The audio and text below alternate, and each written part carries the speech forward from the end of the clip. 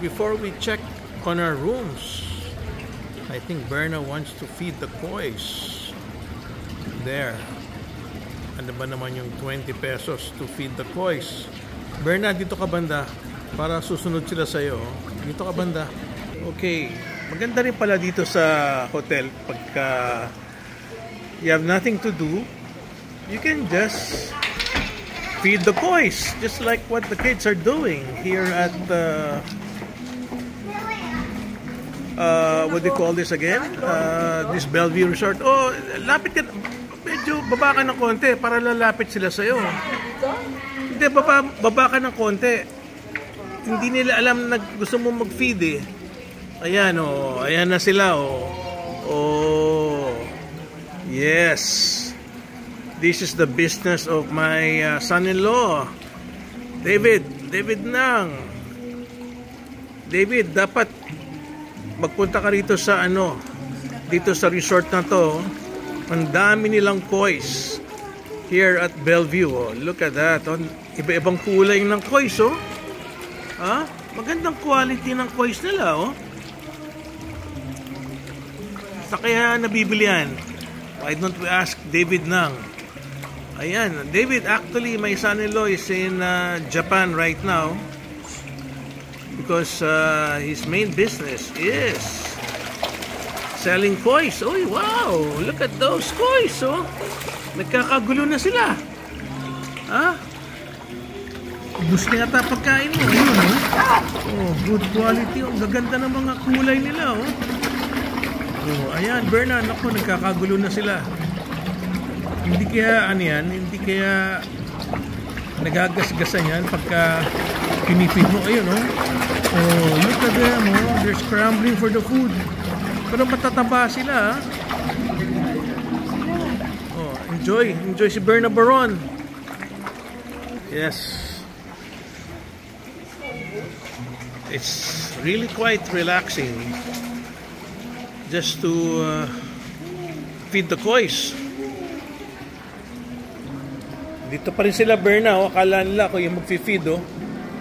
Oh, ayun, lumipat sa kabila si Berna. Ayan pala, koi treats, 20 pesos per pack. Oh, Berna, bayad ka pa.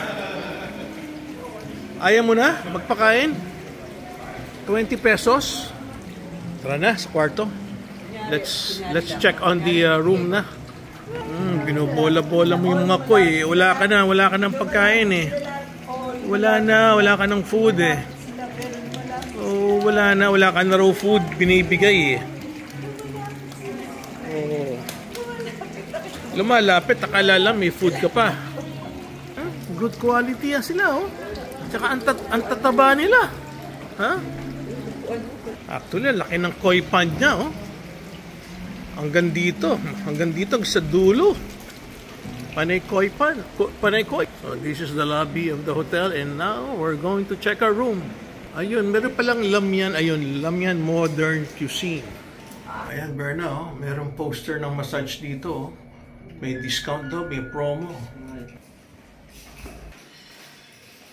So it's room 534, Berna. Oh, yung mga bags natin, inakyat na ng bellboy. Uy, laki ng room natin, ah.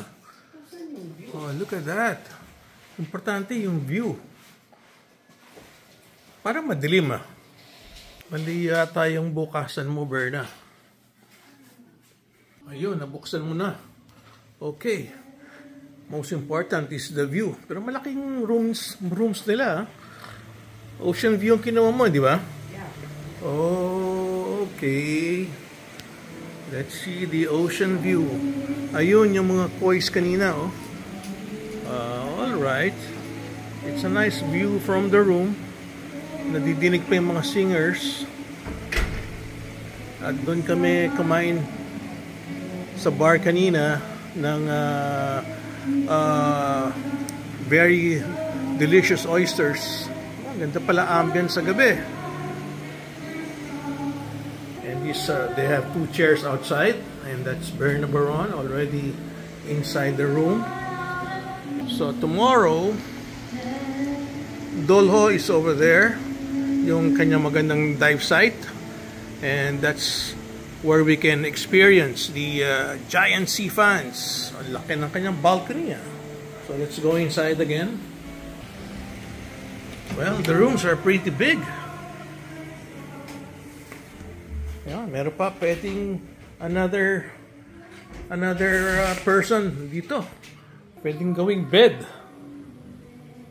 And the toilet with a nice bathtub. Of course, it always goes with the rain shower. Okay, it's time to chill and relax.